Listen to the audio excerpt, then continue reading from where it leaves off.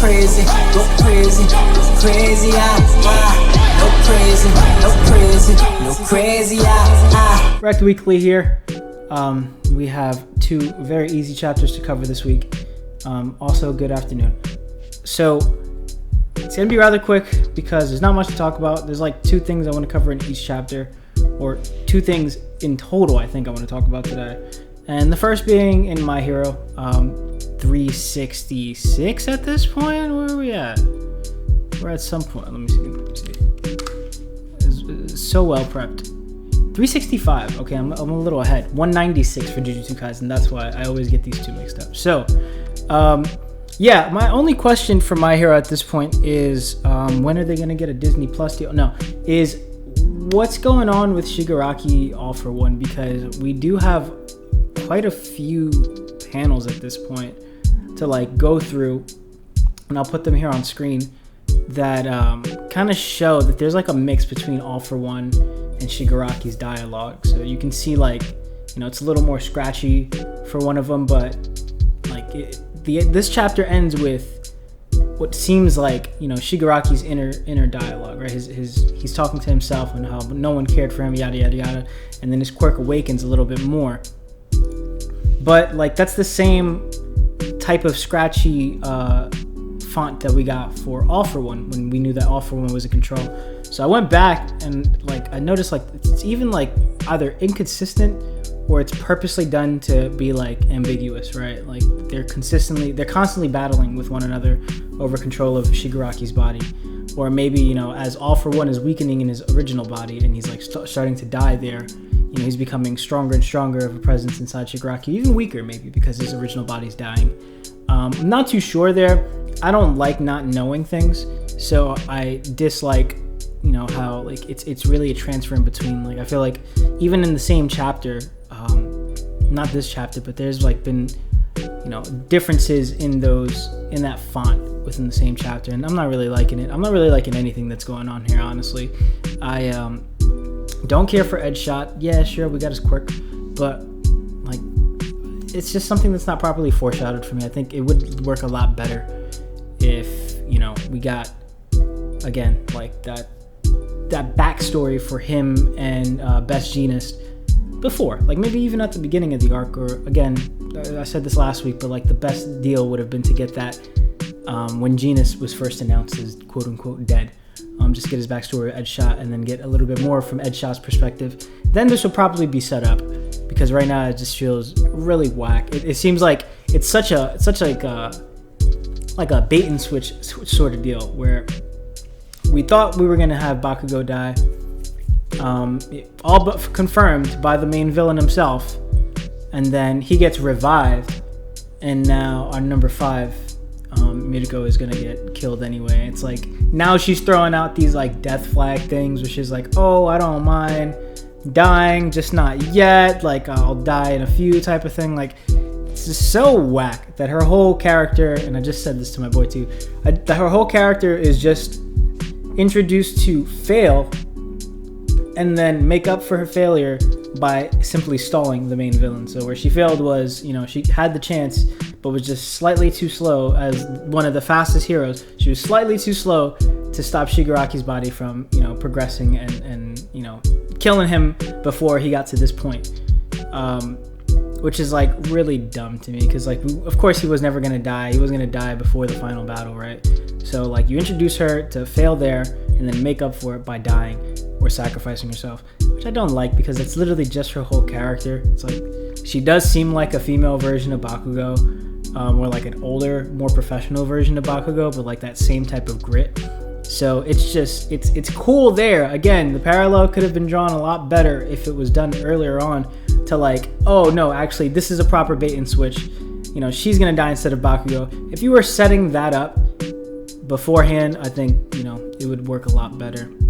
Although again, I would still probably be a little peeved at the fact that we thought Bakugo was gonna die, and actually no, he's not dead at all, or he's gonna be revived.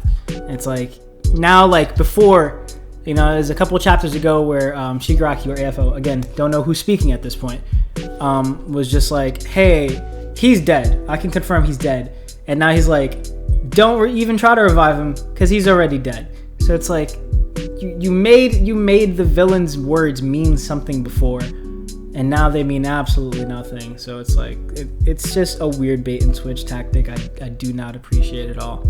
But that's pretty much all. I mean, I'm just waiting for like Deku to pop up at this point. He's like Denjiro in One Piece, and like Denjiro wasn't around for like a whole year. I don't think he's gonna go 40 chapters without being around, but it's been like what, like 7 at this point? Let's see. Yeah, it seems like it's been 7. Let's see. That was 358. Pretty sure last time we saw him was 357. Yeah, at the end of 357. So like, dude, what's going on? Like, we need this guy, at least a reaction. Like, I can feel a disturbance in the room. Just give me a page of Deku reacting to something that's happening and I'll be okay. Or if not, again, his return has to be insane. And it seems like you've already watered it down, because his return is going to be, wait, he's not going to ask what happened to Edge Shot. He doesn't give a shit about Edge Shot. So it's not like that's going to kill him. Mirko being dead on the field might like be like, oh damn, or me even seeing Baku in like a damaged state, but like his boy is gonna be alive. Like, he's not gonna really come into like a devastating thing. He's gonna feel guilt because he's gonna be like, oh shit, you know, everyone's like, you know, been fighting and I got, you know, pulled away because I was careless or something like that. He's feel that type of guilt, but it's like, whatever, dude. He's probably gonna get to fight AFO on his way there too, so it's like he's gonna at least feel like he helped. I don't know. This is just a weird setup. I really do hope that it turns around for me, because this is the climax. This is the final battle. So yeah, that's pretty much it for My Hero. Really quickly want to go over Jujutsu Kaisen because yeah, it's not much to talk about. Like, even the pages were flowing pretty easily. Like, it's mainly just like, I'm not complaining. It's just not a lot to cover.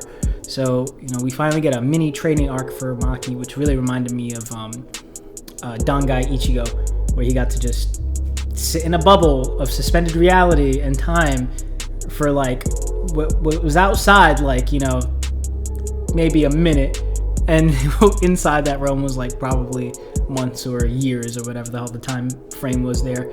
I really appreciate that Maki gets a training partner, or I guess a quote-unquote mentor, a temporary mentor. I've been completely wrong about the usage of these two random culling players, and not wrong in the sense that like they didn't help at all, because it's just, I thought that they were going to help with actually fighting Naoya, and they're actually just helping out with helping Maki realize her potential, which is another way of helping, and I really like that. But it's like a proper left turn. It's a proper bait and switch. You know, the way that they even cornered Naoya when they first got introduced, you would have thought it was gonna be like some super attack, and it's like, no, just gave the samurai dude his katana, let him, you know, stall while Maki goes into this little you know, what's it called, shadow style domain or whatever the hell it's called. New shadow? No, that's not what the hell it's called. A mini domain. What was the name of this thing?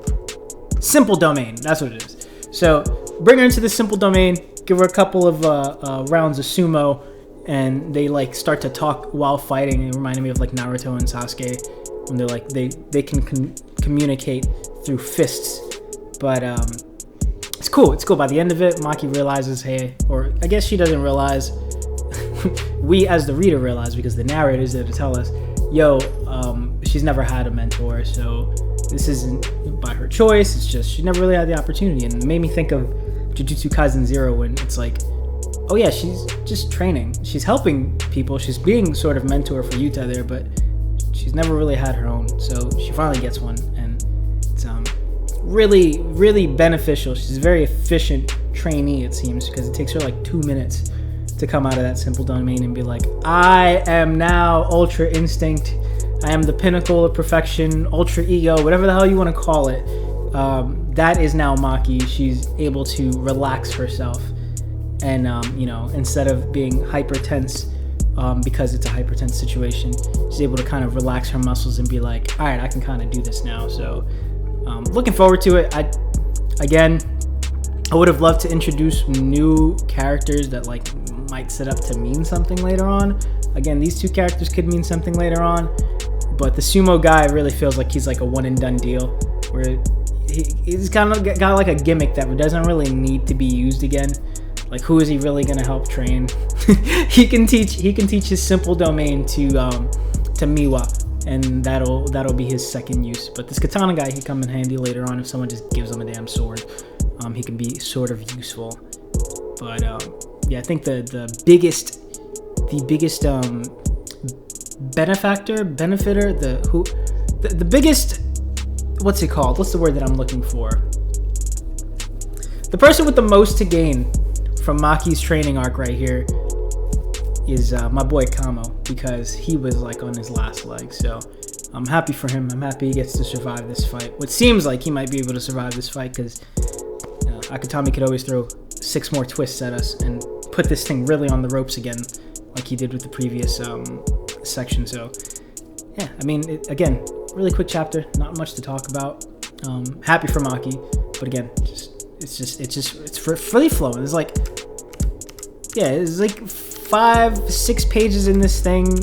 I'm lying. There's like 2 or 3, but like it feels like 5 or 6 pages of just like washing right through it. It's just action scenes. So I always appreciate the action scenes. It's just yeah, not much to talk about. We did get Maki's feet though, so that is probably the best part of this week. That is my personal highlight. So that's how I'm gonna be seeing the rest of the week. That's the thing I'll be going to sleep with in the back of my mind. Anyway, yeah, that's all I got today. I hope you enjoyed this video. I hope you have a great Sunday. Have a great rest of your week, and I will see you next Sunday. Yeah.